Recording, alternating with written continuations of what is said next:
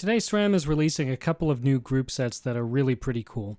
The SRAM 90 and 70 mechanical T-type groups open a lot of new doors and revive some hopes that SRAM has not abandoned those who don't want batteries and Bluetooth required to ride. In this video, we'll talk about my perspective as a custom frame builder on this.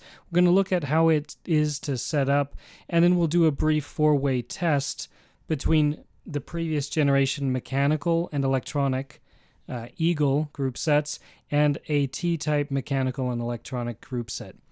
Is this mechanical T-type as good or possibly even better than a high-end wireless XX group set? Does it actually shift fast? Let's find out. Now, as a custom builder, electronic group sets make life really easy. Because if you know a customer is going to only run mechanic or electronic, there's a whole lot of cable routing that doesn't have to happen. You don't even have to worry about it.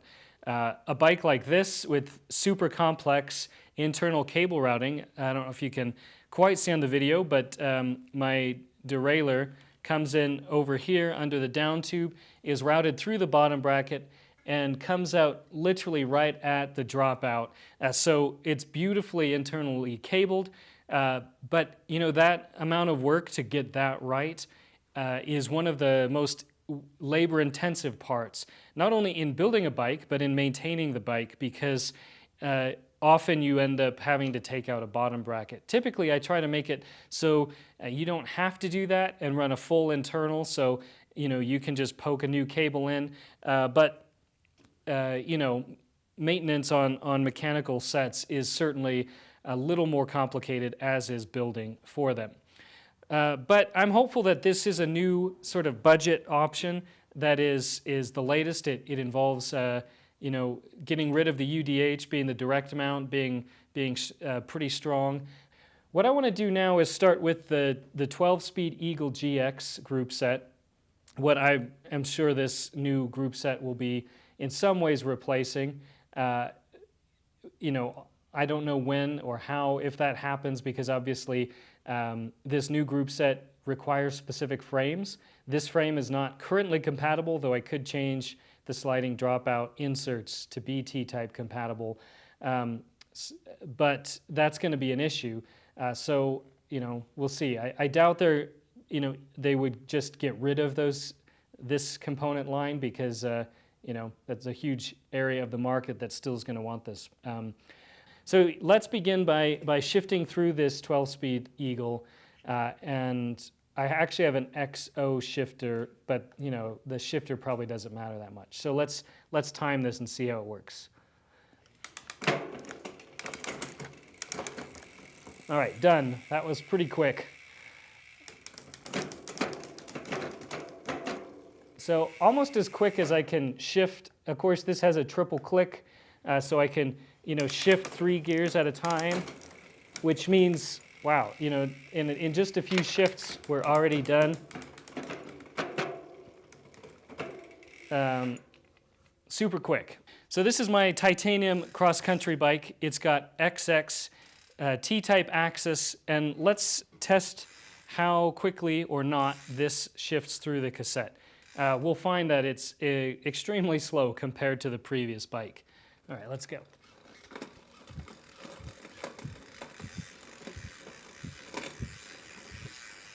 All right, and it's done. I would say that's at least 2 to 3 times as long, probably 3 times longer to shift all the gears. That's with me just holding the shifter and letting it choose when to do the shifting. All right, so let's shift the other way.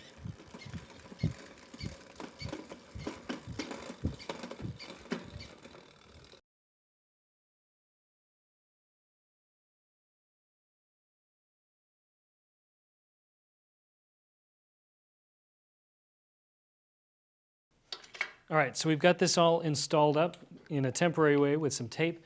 You need to double check your instructions on how to install and align the derailleur. Rather than using adjustment screws, you need to clock it according to SRAM's instructions. You need to shift into the red ring on your cassette, the one that's marked with the red ring, and you're going to do a certain thing with the button and align it that way. It's really easy once you get the hang of it. If you don't do that, then no amount of cable adjusting is going to make it shift right, because you need to sort of make sure that adjustment is spot on. But now let's test the speed of this setup as compared to the electronic, as we saw. So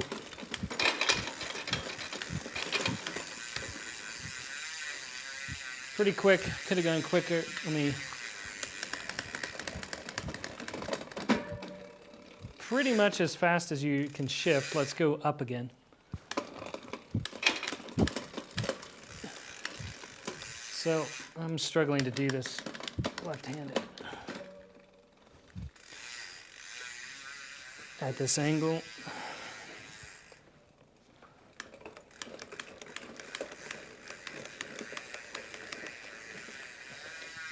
Pretty quick. For some reason I'm not being, the amount of cable throw or lever throw to do the double shift, there we go, is a little bit more than you think.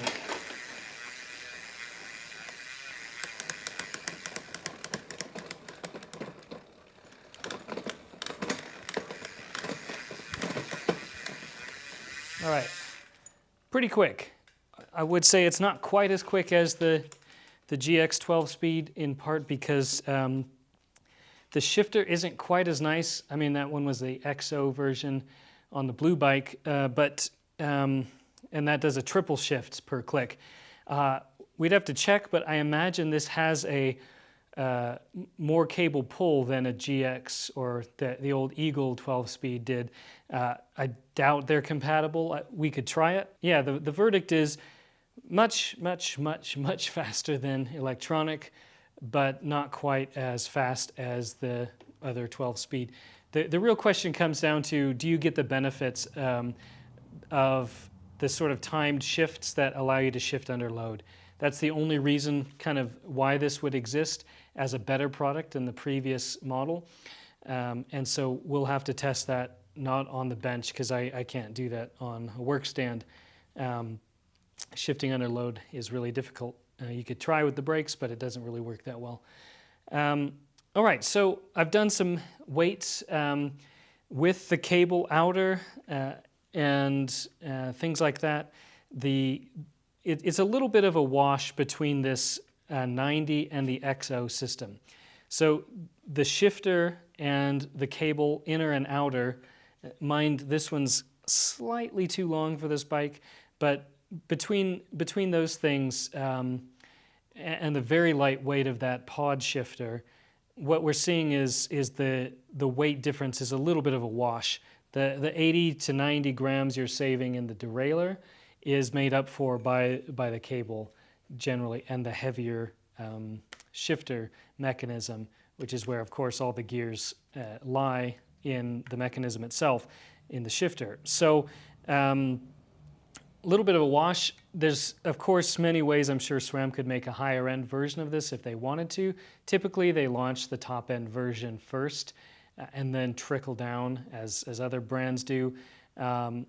Sort of their marketing way of launching a flagship product, and then, I mean, even the car manufacturers do that. They sort of launch halo products to show off and then bring in more budget-friendly ones. This is pretty budget-friendly, which maybe suggests they're not aiming at a higher-end one, which I think is interesting because they could certainly get the mechanical faster shifting and lighter weight than the electronic. And in a cross-country race application, lighter weight, faster shifting, why wouldn't you go back to mechanical? No worrying about batteries. The adjustment, you're never going to shoot your chain into the spokes with this setup, because there's no, because this is oriented to the frame itself, right? You can't get this out of alignment with the frame and thus the wheel, and so it's not going to shift into the spokes or shift off the end because of limit screws out of order. So this could be a real winner of a product. So in one way, I'd be surprised if they don't offer a version, or other brands, I imagine, aftermarket maybe, will offer versions with replaceable plates that are carbon fiber, lighter weight. This could be an amazing weight weenie option that has seemingly higher performance. We'll have to see if how that works out on the ride. I didn't get the cranks. The cranks are very similar to GX cranks and others. They're aluminum. They do come in shorter lengths than this. They come in, I think, the 155 possibly. They come in an e-bike standard. So those are great if you are wanting to try or are into short cranks. Go right ahead with that. But I assume since the real thing that we're testing with shifting is going to be the chainring, I can't imagine there's going to be any difference between, the more expensive ones in how it makes the bike shift.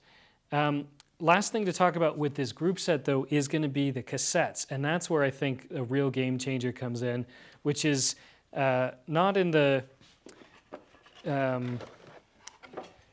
any of the GX or things like that, but in the most budget-friendly version, which is this one, which goes back to a splined hub setup.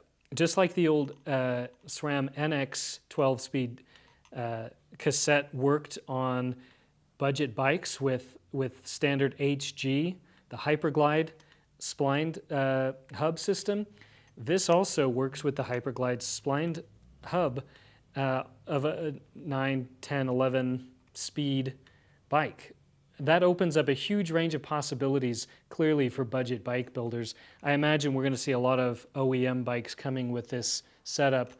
It's a little bit on the heavy side, as you'd expect for the budget option, but I think it does open possibilities of using other wheel sets.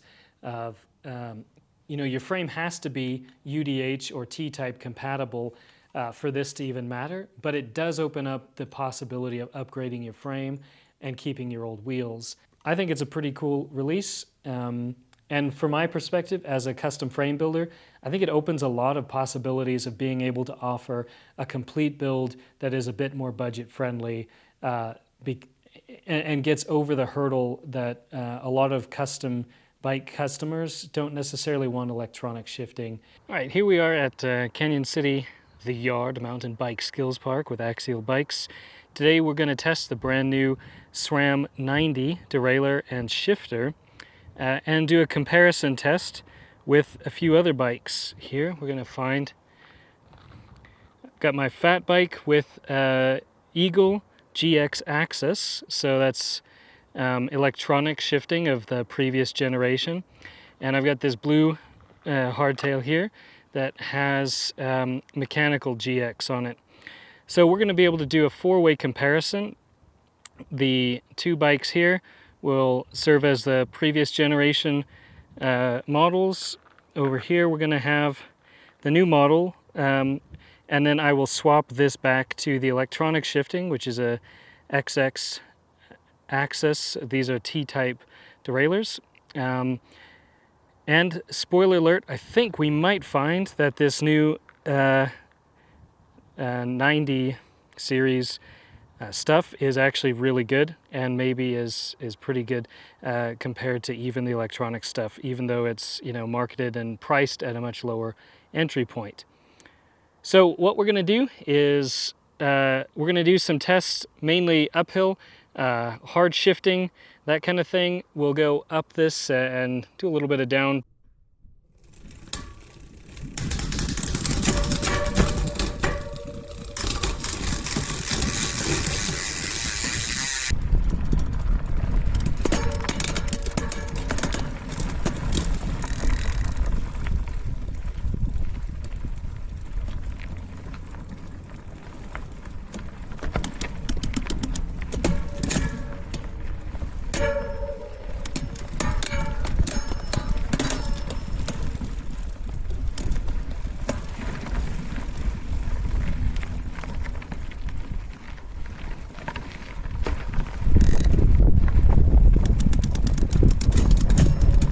Here we're going to get a quick view of what it takes to change from one to another, just so you get a sense of what the setup time is like.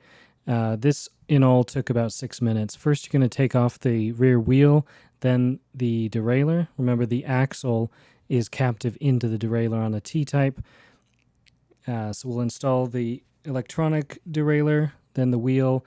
Leave the wheel a little loose as you do this in order to be able to clock the derailleur properly. We'll install the chain because that's necessary.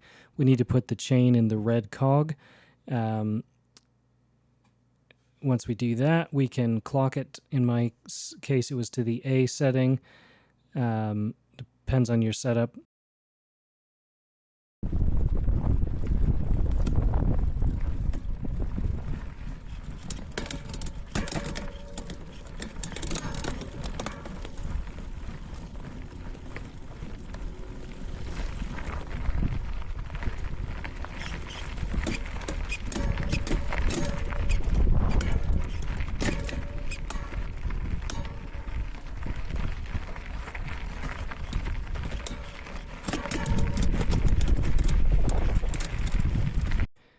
What we're looking at here is the previous generation GX electronic shifting, and I left this part of the video in because it demonstrates that I did not set this up properly in the beginning. There are 3 screws on this, as on traditional derailleurs, 2 limit screws and a B tension screw.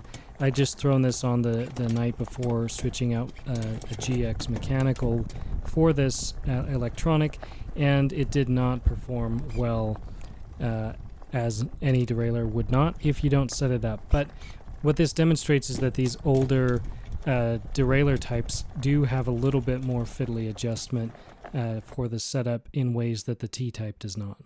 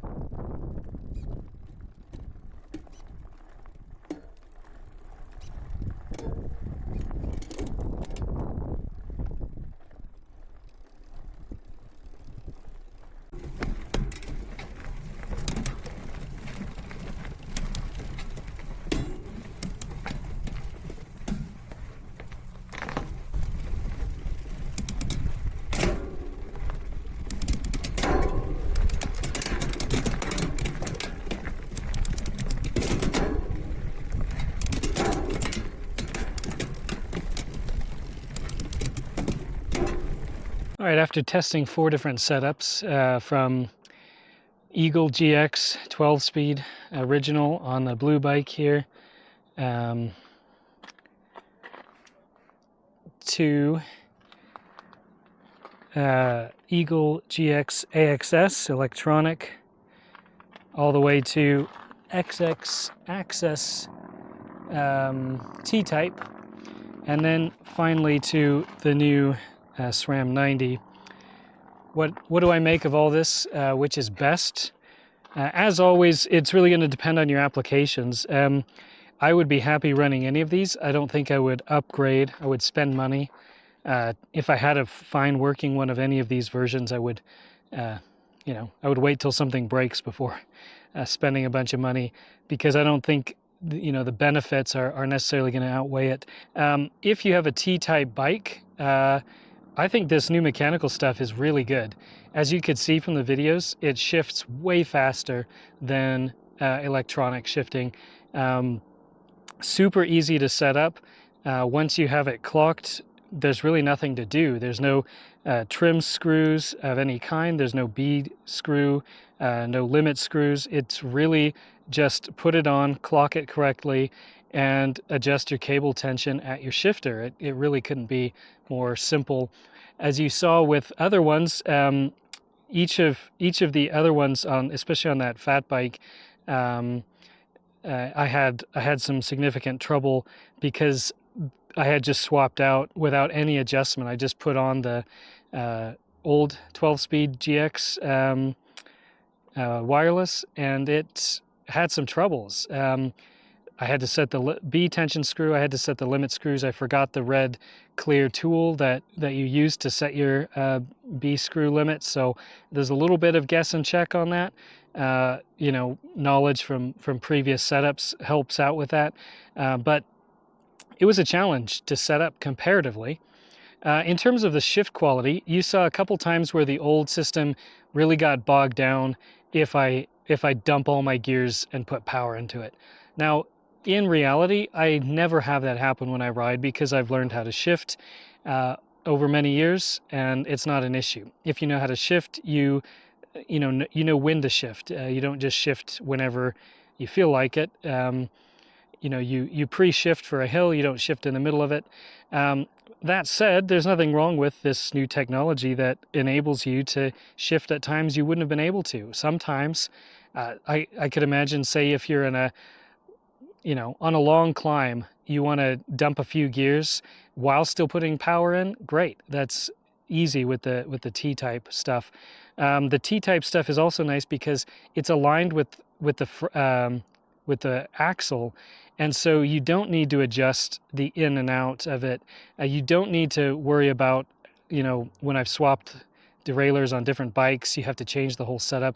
With the T-type stuff, you don't really have to because you're not setting a sort of lateral axis for the setup. So it is easier to set up. I would personally, if I were just going to buy something tomorrow, I would buy the SRAM 90 over any of the wireless. I don't think the wireless has that much benefit. Now that this mechanical's out and this mechanical is this good. So I would be more than happy running the SRAM 90, and that's what I would recommend. It's as light. I mean, if you wanted a lightweight setup, it's pretty good. You can mix and match all the components. You don't need to buy the cheap cassette. You can buy a more expensive cassette, save a bunch of weight there, save a bunch of weight in the cranks, things like that. So all in all, I would say this new SRAM 90 stuff I would thoroughly recommend. I haven't tried the 70, which is the more budget option, but if it shifts the same, then it will shift great. It may be a little heavier and made of cheaper materials, but this is fine. I mean, it's aluminum, plastic, it's fine. I don't know what more you really want unless you want to spend a lot of money. I think what this does demonstrate is, where the components have their, what's doing what, you could say, right? In the derailleur does nothing except act to move laterally, right, in this parallelogram fashion to move the chain. The derailleur itself doesn't contain any of the adjustment in that sense. Like on a mechanical system, it's the shifter that contains the sort of brain of the operation.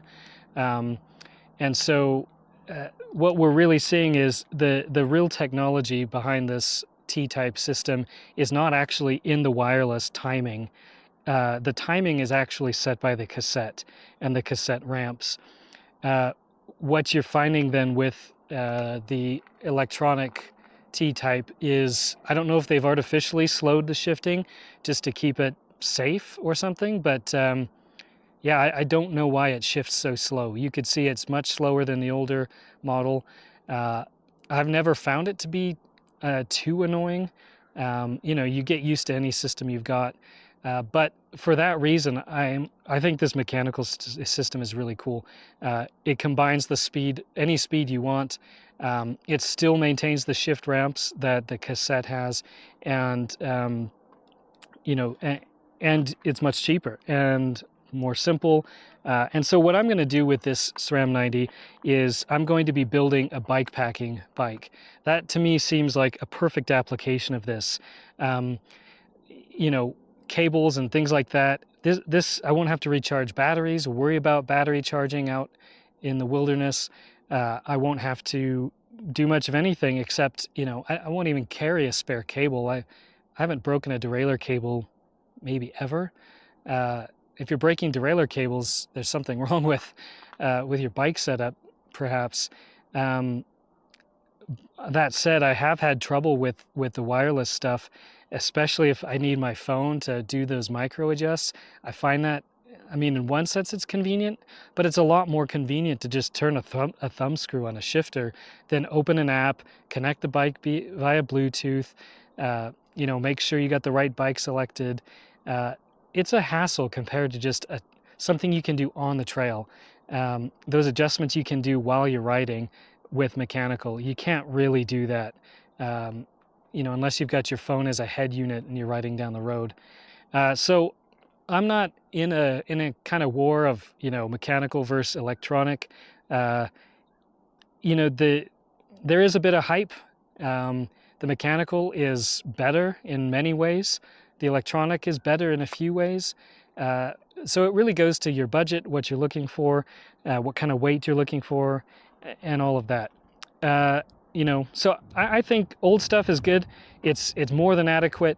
What you're getting with the T-Type is durability and the shift timing that means you can shift under power, which is cool. That's kind of the verdict. It's a cool release. I like this SRAM 90 stuff, and if you want to build a bike around this, something like I'm going to do, like a bike packing rig, check it out. I'm not a retailer. This isn't sponsored, so it's an honest review. But I'd be happy to build you a bike equipped with this or wireless shifting. Here at Axial Bikes, we make custom steel and titanium bikes of many varieties, custom suited to you. From hardtails to gravel bikes, road bikes, bike packing, fat bikes, cargo bikes, even I've made kids bikes. My prices are very competitive, so check us out at axialbikes.com. Get in touch, pick up some merch there. Thanks for watching. Look out for a number of build series videos starting to come soon.